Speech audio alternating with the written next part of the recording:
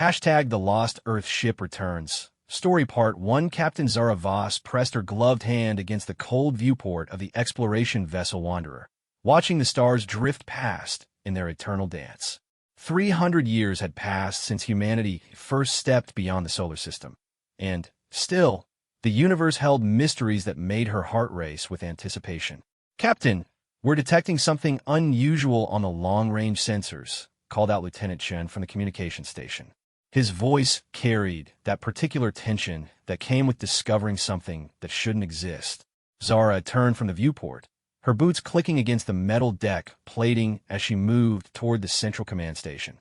The bridge of the Wanderer buzzed with quiet efficiency, a testament to the careful selection of her crew for this deep space exploration mission. "What kind of unusual, Lieutenant?" she asked, settling into her command chair. The worn leather creaked under her weight, a sound that had become comforting during their 2-year journey into the outer reaches of human space. Chen's fingers danced across his holographic display, pulling up a 3-dimensional representation of local space. A single blip pulsed steadily at the edge of their sensor range, moving with purpose toward their position. "It's a ship, Captain, but the signature doesn't match anything in our database. The energy readings are, well, they're off the charts. Whatever's powering that vessel is beyond anything we've ever seen." Commander Sarah Martinez, Zura's second-in-command, leaned over the tactical display. Her dark eyes reflected the blue glow of the hologram as she studied the approaching vessel. "Could be a new alien species. We're pretty far out here beyond the established trade routes." Zara nodded, but something nagged at the back of her mind. The ship's trajectory was too precise, too purposeful. It wasn't wandering or exploring.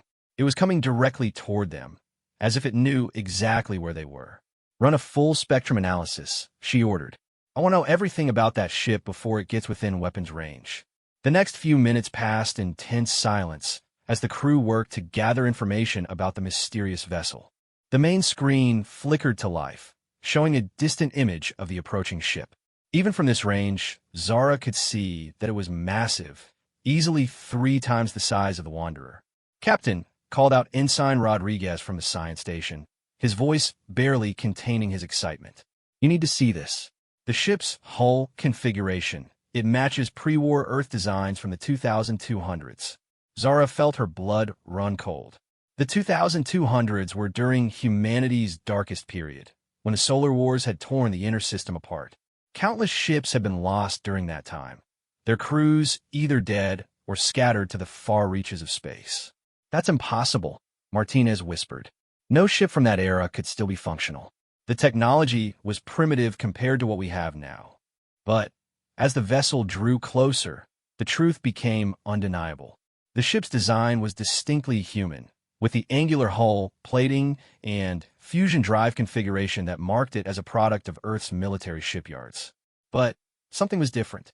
The hull gleamed with an odd, almost liquid quality, and strange energy patterns danced across its surface like aurora lights. "We're receiving a transmission," Chen announced, his voice tight with disbelief. "Put it through," Zara ordered, standing from her chair. The main screen flickered, and, suddenly, they were looking at a man in an ancient Earth Fleet uniform. His hair was silver, his face lined with age, but his eyes burned with an intensity that made Zara take a step back. Behind him, the bridge of his ship was visible, and it was unlike anything she had ever seen. Crystalline structures grew from the walls, pulsing with soft light, while holographic displays showed mathematical equations that seemed to shift and change on their own. "This is Admiral Marcus Stone of the Earth ship Prometheus," the man said, his voice carrying across the centuries like an echo from the past. "We've been searching for home for a very long time." Zara found her voice. "Admiral Stone, this is Captain Zara Voss of the exploration vessel Wanderer. According to our records, the Prometheus was lost during the solar wars over 300 years ago." A sad smile crossed the Admiral's weathered face. 300 years. It feels like yesterday and an eternity all at once. "Captain Voss, we have much to discuss. My ship and crew have experienced things that will challenge everything humanity thinks it knows about the universe." The transmission cut to static, and the crew of the Wanderer stared at the empty screen in stunned silence. Outside the viewport, The massive ship continued its approach, its hull now clearly visible as a masterwork of technology that defied explanation. "Sir," Rodriguez called out from his station, "I'm reading massive energy fluctuations from their ship. Whatever they're using for power, it's not fusion, not antimatter, not anything in our textbooks." Zara watched as the Prometheus moved with impossible grace for such a large vessel, its trajectory adjusting with micro-precise burns from engines that produced no visible exhaust.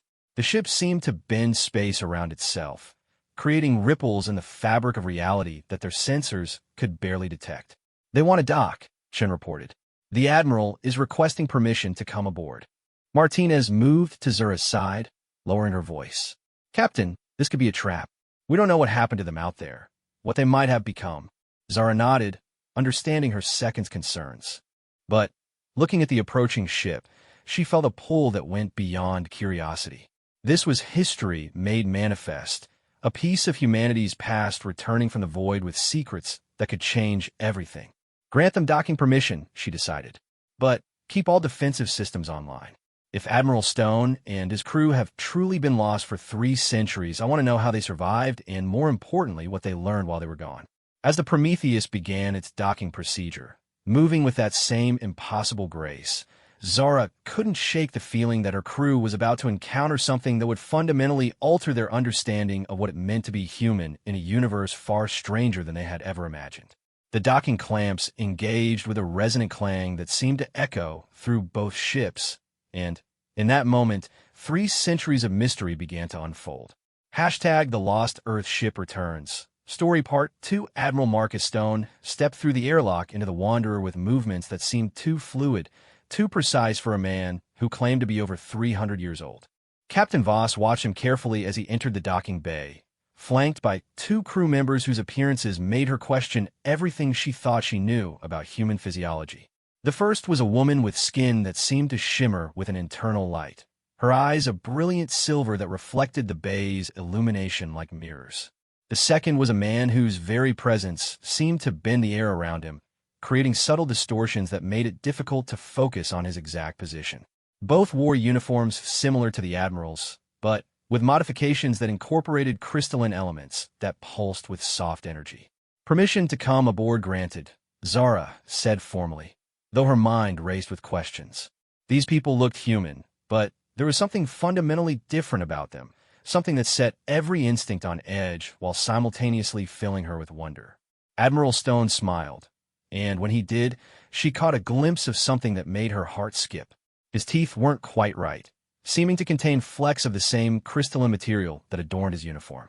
"Captain Voss, thank you for receiving us. I know our appearance must be concerning. 3 centuries in deep space changes a person in ways that our ancestors never imagined possible."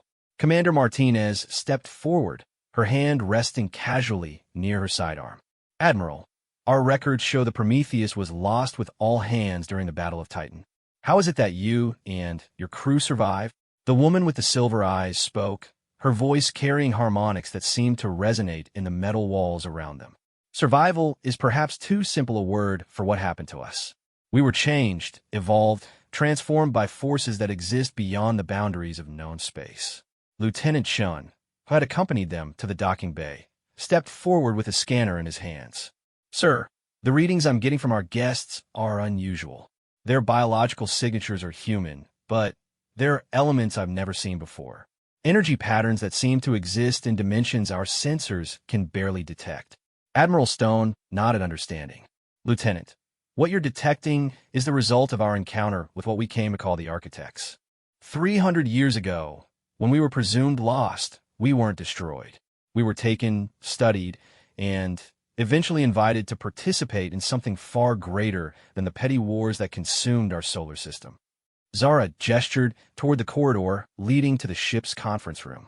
"Perhaps we should continue this discussion in a more formal setting. I have a feeling we're going to need time to process what you're about to tell us." As they walked through the corridors of the Wanderer, Zara noticed how the Admiral's companions seemed to affect the ship itself. Lights flickered in patterns that almost resembled communication, and the background hum of the ship's systems took on new harmonics whenever they passed electronic equipment. In the conference room, Admiral Stone took a seat across from Captain Voss. While his companions remained standing, their attention seemingly focused on aspects of a room that weren't visible to the naked eye. The man with the distortion field around him reached out and touched the wall, and for a moment, the metal surface rippled like water. "Captain," the Admiral began, "humanity stands at a crossroads. The universe is far more complex than we ever imagined, filled with intelligences and technologies that make our greatest achievements seem like children's toys. The architects found us when we were lost, dying in the void after our ship was damaged beyond repair." He paused, his eyes growing distant as he recalled memories from centuries past. They could have simply let us die, but they saw something in humanity that intrigued them, a potential that even we didn't know we possessed. They saved us, healed us, and then offered us a choice. Commander Martinez leaned forward. "What kind of choice?" The silver-eyed woman answered, her voice taking on that same harmonic quality. "The choice to evolve beyond our physical limitations, to become something that could survive in the deepest reaches of space and comprehend technologies that exist in multiple dimensions simultaneously. We could remain human in spirit while transcending human in body." Ensign Rodriguez, who had been quietly taking readings with his equipment, suddenly looked up with wide eyes.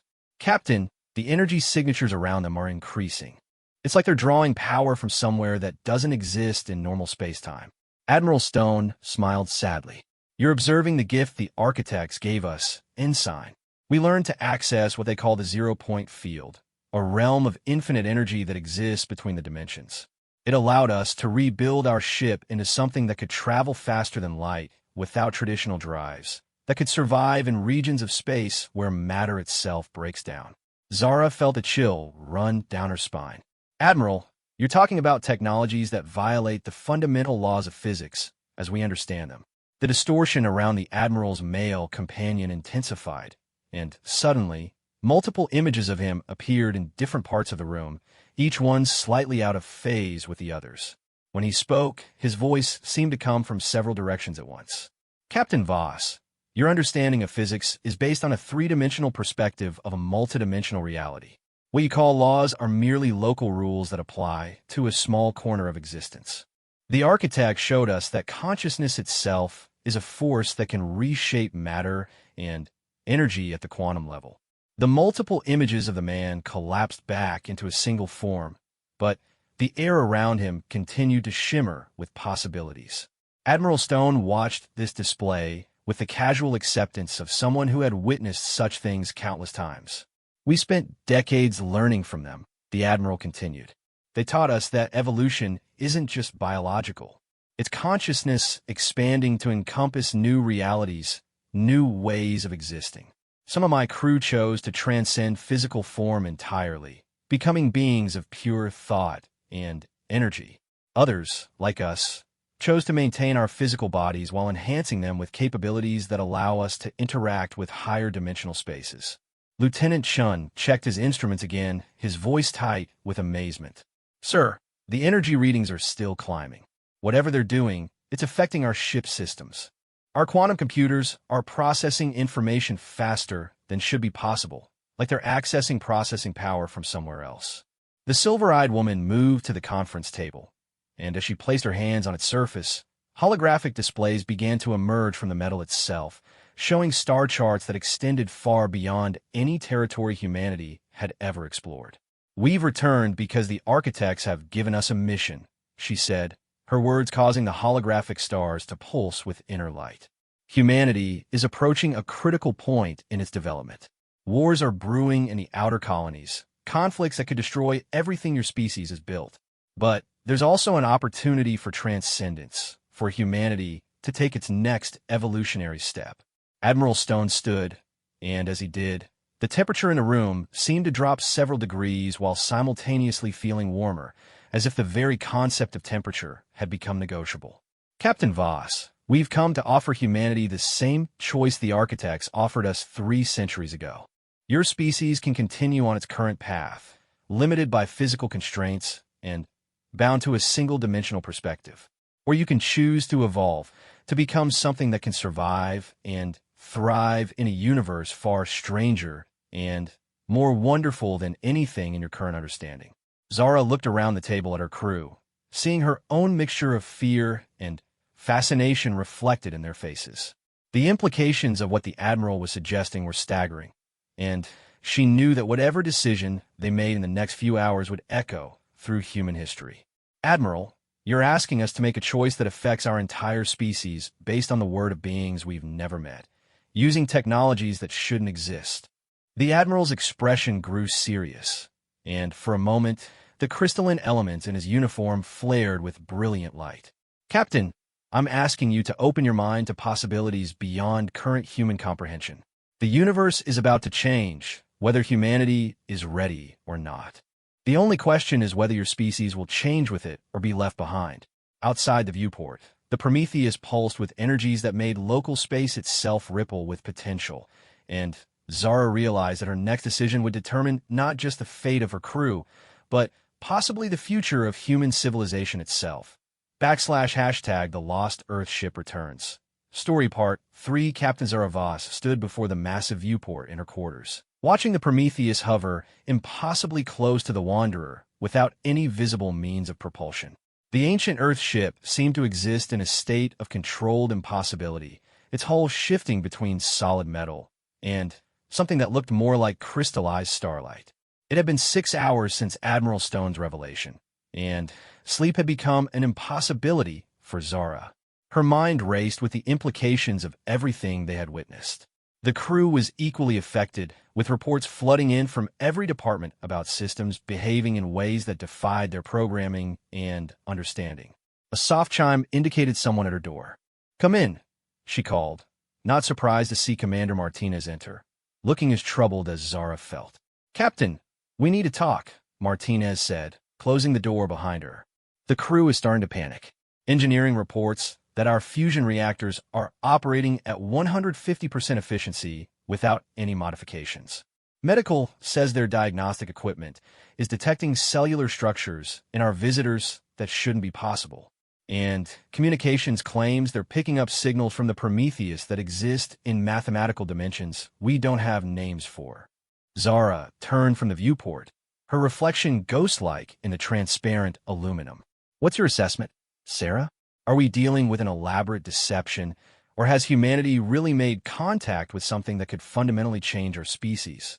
Before Martinez could answer, the lights in the quarters began to pulse in a rhythm that seemed almost like a heartbeat. Both women watched in amazement as the air itself began to shimmer, and the silver-eyed woman from Admiral Stone's crew materialized in the center of the room, her form solidifying for what appeared to be pure energy. "Forgive the intrusion," the woman said, her voice carrying those same impossible harmonics. "I am Dr. Elena Vasquez, former Chief Science Officer of the Prometheus. I thought it might be helpful if I demonstrated some of what we've learned, rather than simply talking about it." Martinez's hand moved instinctively toward her weapon, but Zara raised a hand to stop her. "Dr. Vasquez, how did you get in here? Our security systems didn't detect any breach." Dr. Vasquez smiled, and tiny points of light danced in her silver eyes. "Security systems designed to detect three-dimensional matter and energy. I simply took a route through what your scientists would call hyperspace, though that term doesn't really capture the complexity of dimensional folding that consciousness can achieve." She moved to the small table in Zara's quarters and placed her hands flat on its surface. Immediately, the metal began to change, flowing like liquid while maintaining its solid properties. Within moments, the table had transformed into a perfect replica of a molecular structure, complete with individual atoms that glowed with their own light. "This is a carbon atom, as you understand it, Dr. Vasquez explained, pointing to the glowing structure. "But watch what happens when we apply consciousness-directed quantum manipulation." The atom began to change, its electrons shifting into patterns that formed impossible geometries. New particles appeared within its structure, particles that seem to exist in multiple states simultaneously. What you're seeing is matter being elevated to a higher dimensional state. The carbon is still carbon, but it now has properties that allow it to interact with forces and energies that exist beyond normal space-time. This is how we rebuilt the Prometheus, how we learned to travel faster than light. And how we've survived for 3 centuries in regions of space where normal matter would simply cease to exist. Commander Martinez stepped closer, her scientific training overriding her caution. The energy requirements for something like this should be enormous. How are you powering these transformations? Dr. Vasquez gestured, and the transformed atom began to pulse with increasing brightness. That's the beautiful part. Once matter is elevated to this state, it becomes self-sustaining, drawing energy directly from the quantum vacuum. The architects call it conscious matter because it responds to directed thought and intent. Zara watched the display with growing amazement and concern. Dr. Vasquez, if this technology exists, why haven't the architects made themselves known to humanity directly? Why work through you? The doctor's expression grew somber, and the glowing atom slowly returned to its normal configuration before the table resumed its original shape. Because humanity isn't ready for direct contact with beings who exist primarily in dimensional states beyond physical matter. The architects are ancient, Captain Voss. They evolved beyond physical form millions of years ago. To them, biological consciousness is a precious and rare phenomenon, something to be protected and nurtured, not overwhelmed with incomprehensible realities. She moved to the viewport, her form becoming slightly translucent as she gazed out at the stars. They've watched countless species reach the point where you are now.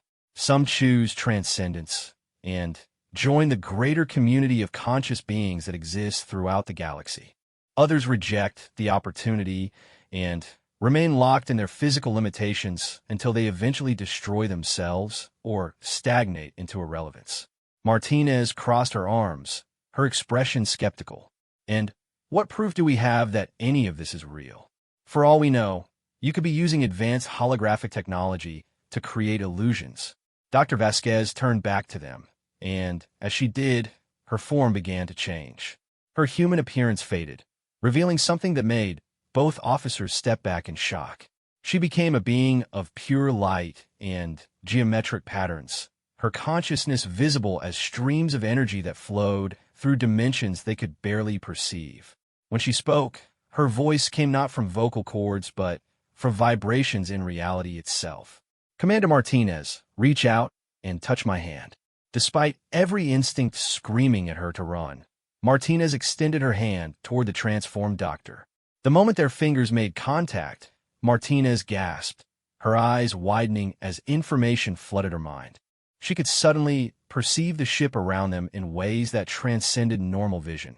Seeing the molecular structure of the walls, the energy flows through the electrical systems, and something else, something vast and patient watching from spaces between spaces. Dr. Vasquez resumed her human form, and Martinez staggered backward, her face pale, but her eyes bright with wonder. I could see everything, Martinez whispered. The ship, the crew, the space around us, but also other places, other dimensions where beings of incredible beauty and complexity exist in harmony with forces I don't even have words for. Zara helped steady her second-in-command while studying Dr. Vasquez carefully. You're saying that humanity has the potential to become like that? To transcend our physical limitations? Not just the potential, Captain. The inevitability if you make the right choice. Human consciousness is uniquely suited for this transformation. Your species combines intuitive creativity with analytical reasoning in ways that produce a form of awareness the architects find fascinating. You're natural bridge builders between the physical and transcendent realms. The doctor moved to the center of the room, and as she did, holographic displays began to appear in the air around her, showing star charts that revealed the true scope of galactic civilization. What you call the Milky Way galaxy is home to thousands of species that have undergone this transformation. They exist in a cooperative network of consciousness that spans not just space, but multiple dimensions of reality. Trade isn't conducted with physical goods, but with information, experiences, and evolved forms of consciousness itself. She gestured, and the star charts zoomed in to show humanity's current territory, a tiny bubble of space at the edge of a vast ocean of evolved civilizations.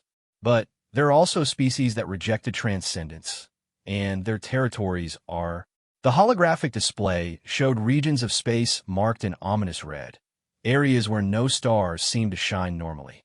Dead zones, Dr. Vasquez explained grimly. Regions where consciousness-based technologies don't function, where evolution has stagnated, and where conflict and entropy hold sway. Species that choose to remain purely physical inevitably face challenges they can't overcome with limited dimensional perspective. Zara studied the display, noting how close some of the red zones were to human space. You're saying we're running out of time to make this choice. The galaxy is entering a period of dimensional instability. Ancient technologies are awakening, cosmic forces are shifting alignments, and species that have remained hidden for millennia are beginning to move. Humanity will either evolve to handle these challenges or become another dead zone on a galactic map. Admiral Stone's voice suddenly echoed through the room, though he was nowhere to be seen. Captain Voss, we're receiving priority transmissions from Earth. It appears that our arrival has been detected by long-range sensors, and the response is not what we hoped for. Dr. Vasquez looked troubled. The fear response. We anticipated this might happen. Captain, I need you to understand that your species is about to face a test that will determine everything. The choice isn't just about evolution anymore. It's about survival in a universe that's about to become far more dangerous for beings limited to three-dimensional existence. As if summoned by her words, alarm klaxons began sounding throughout the Wanderer, and Martinez's communicator crackled to life with urgent reports of massive energy signatures approaching their position from the direction of Earth. Hashtag the Lost Earth ship returns. Story part 4. The bridge of the Wanderer erupted into controlled chaos as Captain Zaravas and Commander Martinez rushed from the quarters. Multiple displays showed a fleet of Earth Defense Force ships dropping out of hyperspace in perfect formation, their weapons already charging for combat. The lead vessel was the battlecruiser Titan's Revenge, flagship of Admiral Helena Cross, a woman known throughout human space for her unwavering dedication to protecting humanity from alien threats. Captain on deck, Lieutenant Shun called out as Zara took her position. 17 ships total, including 3 dreadnoughts. They're maintaining standard battle formation at maximum weapons range. Dr. Vasquez materialized on the bridge beside Admiral Stone's holographic projection, her silver eyes reflecting the tactical displays with obvious concern. This is exactly what the architects feared would happen. Fear overriding wisdom when faced with the incomprehensible. Admiral Stone's image flickered as massive interference patterns began emanating from the approaching Earth fleet. Captain Voss, they're using quantum jammers designed to disrupt alien technology. It appears Earth Command has classified us as a hostile xenological threat rather than returning humans. On the main screen, the imposing form of Admiral Cross appeared, her steel-gray hair pulled back severely and her eyes burning with suspicion and determination. Behind her, the bridge of the Titan's Revenge buzzed with activity as her crew prepared for potential combat. This is Admiral Helena Cross of the Earth Defense Force. Unknown vessel claiming to be the Prometheus. You will power down all systems and prepare for boarding. Any resistance will be met with overwhelming force. Zara stepped forward, knowing that the next few minutes could determine the fate of 2 civilizations. Admiral Cross, this is Captain Zara Voss of the exploration vessel Wanderer. I can confirm that Admiral Stone and his crew are indeed human survivors from the lost ship Prometheus. However, they have undergone significant changes during their time in deep space. Cross's expression hardened. Captain Voss, our sensors are reading energy signatures that don't correspond to any known human technology. The vessel you're docked with is radiating exotic particles that pose a potential threat to every ship in this system. Dr. Vasquez stepped forward, her form becoming slightly luminescent as she addressed the transmission.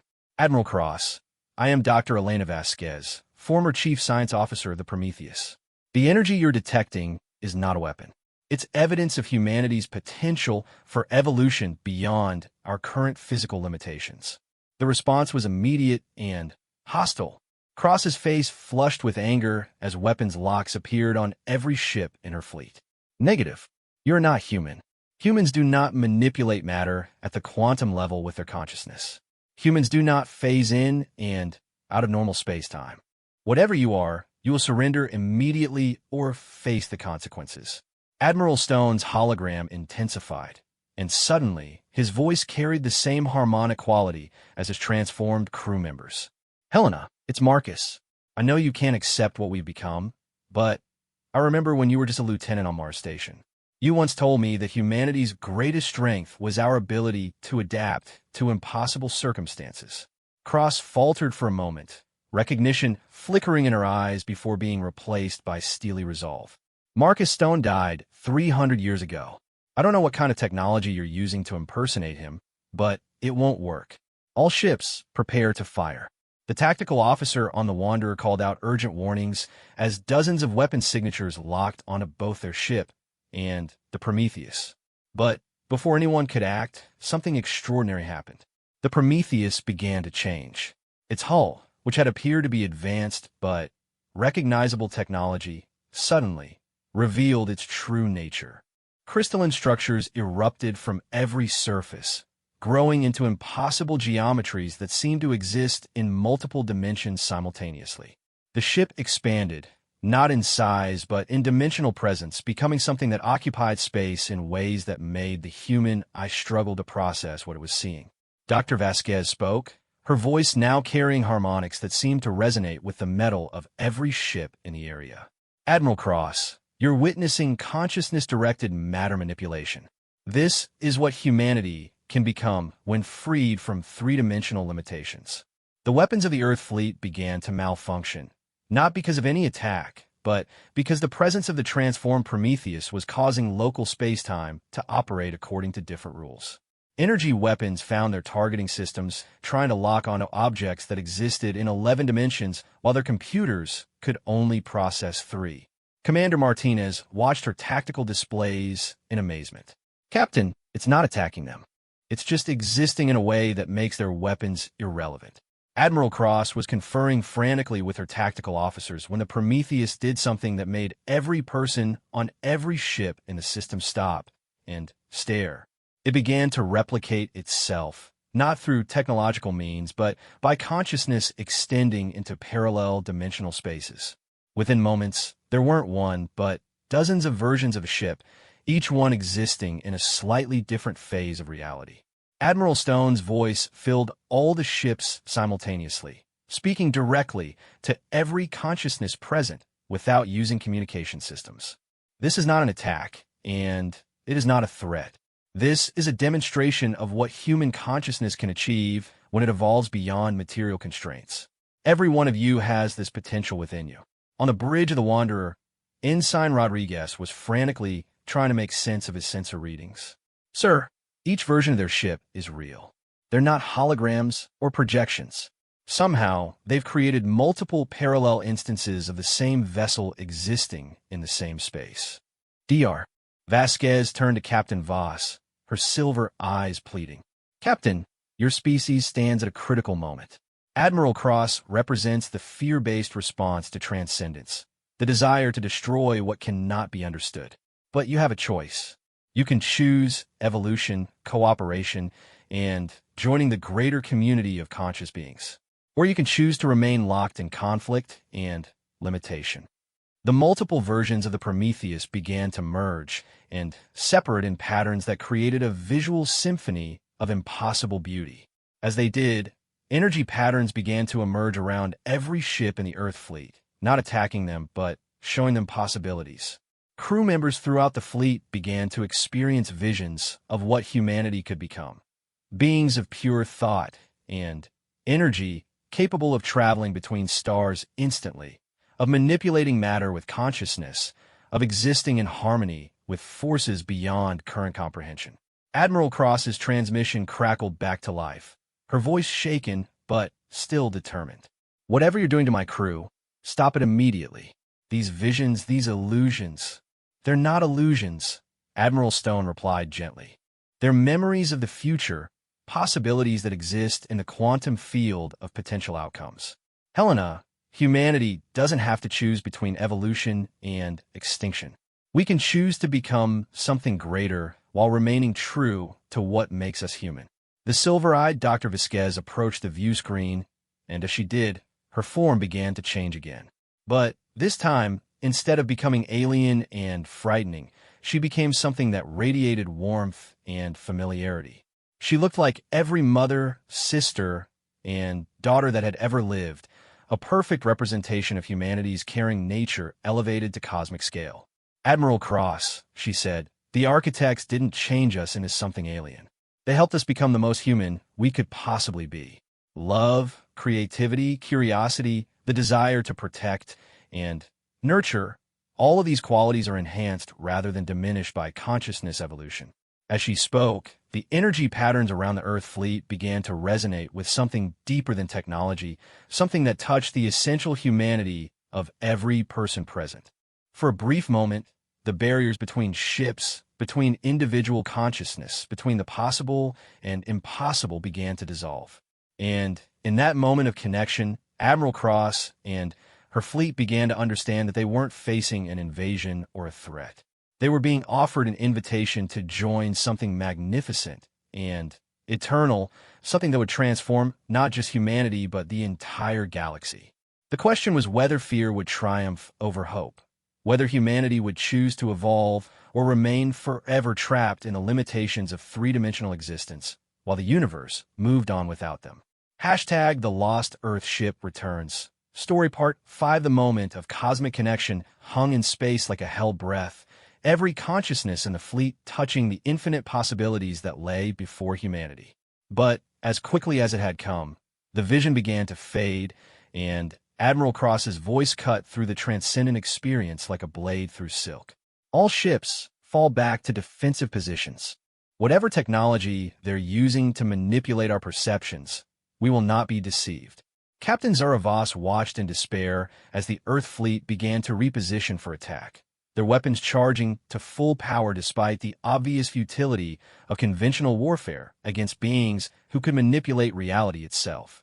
The beautiful moment of understanding was crumbling under the weight of institutional fear and the inability to accept change.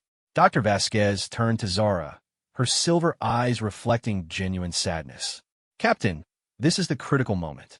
Your species must choose, and the choice cannot be made by admirals or governments. It must be made by individual consciousness acting on the recognition of truth. Admiral Stone's holographic form solidified on the bridge of the Wanderer, and for the first time since his arrival, he looked every one of his 300 years. Captain Voss, what you're witnessing is the reason why some species fail to transcend. Fear of change, even when that change represents unlimited potential for growth and happiness. Lieutenant Chun called out from his station, his voice tight with concern.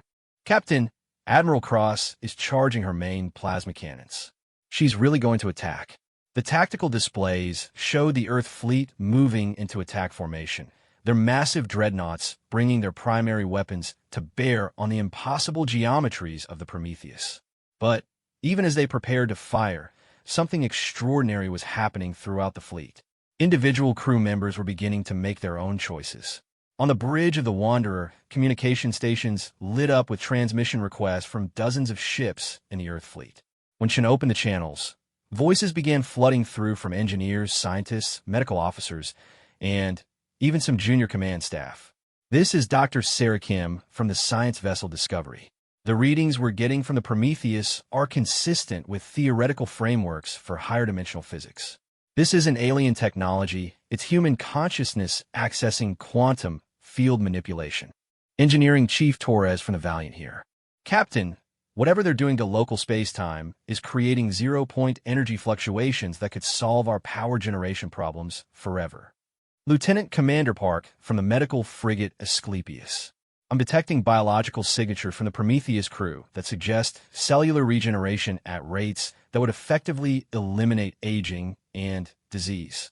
Admiral Cross's voice overrode all other communications. All personnel will maintain communication discipline. Do not be deceived by these apparent benefits. History is full of species that accepted gifts from aliens only to lose their independence and identity. But the voices continued, a growing chorus of curiosity and hope overriding fear and institutional authority.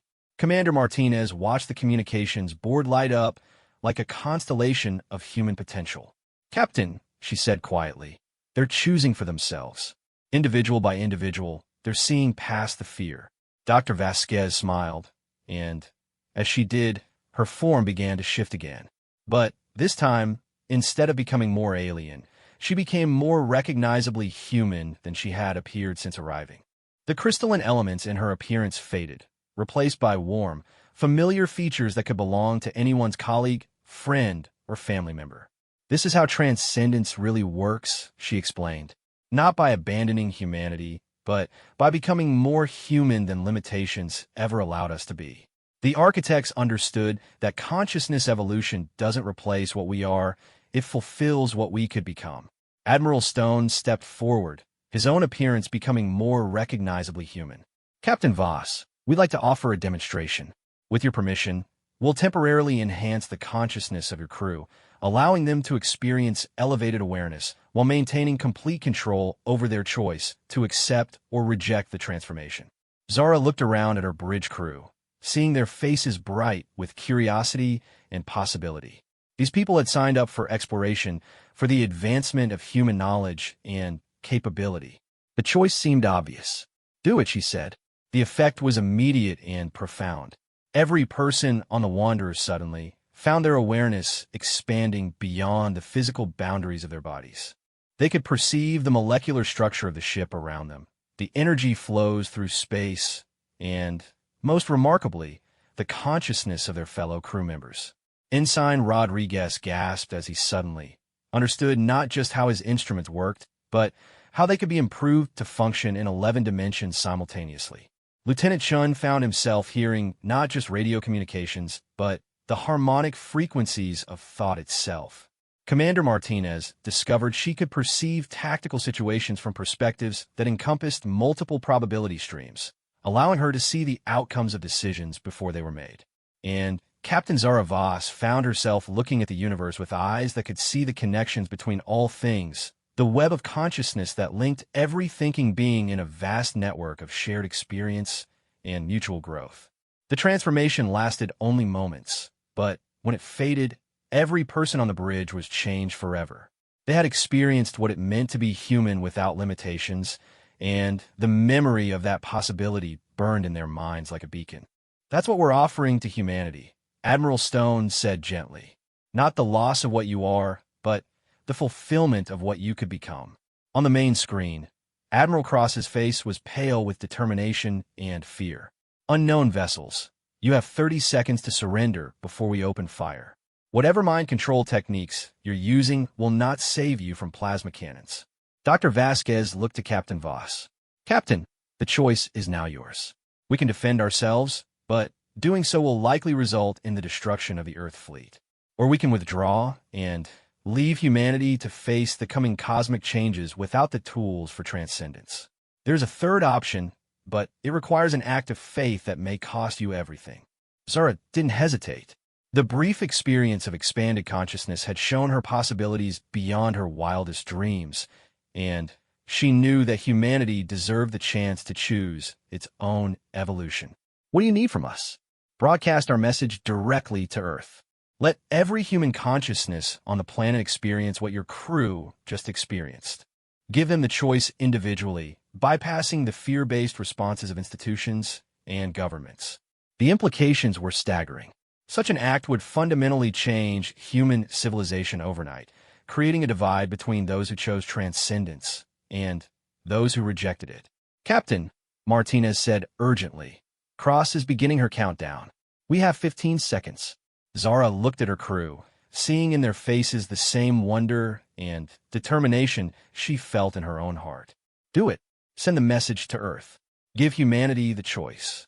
Dr. Vasquez and Admiral Stone exchanged glances, and the Prometheus suddenly blazed with light that transcended the electromagnetic spectrum. The signal that launched toward Earth carried not words or images, but pure experience, the memory of what consciousness could become when freed from three-dimensional limitations. Admiral Cross's countdown reached 0, and the Earth fleet opened fire. The plasma beams and quantum torpedoes struck the Prometheus and simply passed through it. The ship existed in too many dimensions for three-dimensional weapons to affect, but More importantly, it existed in a state of consciousness that recognized no hostile intent from fellow humans, making choices based on fear. As the weapons fired dissipated harmlessly, the transmission reached Earth. Across the home planet, in cities and villages, in space stations and lunar colonies, individual human consciousness began to experience the possibility of transcendence. Some rejected it immediately, fearing the loss of familiar limitations. But others, millions of others, felt their awareness expand and understood for the first time what humanity could truly become. The choice was made not by governments or admirals, but by individual human souls recognizing their infinite potential. And in that moment, humanity began its next evolutionary step, not as a species abandoning its origins, but as consciousness itself awakening to the magnificent reality that had always been waiting for it to choose growth over fear, possibility over limitation, and transcendence over extinction. The universe welcomed them with open arms, as it had always been waiting to do.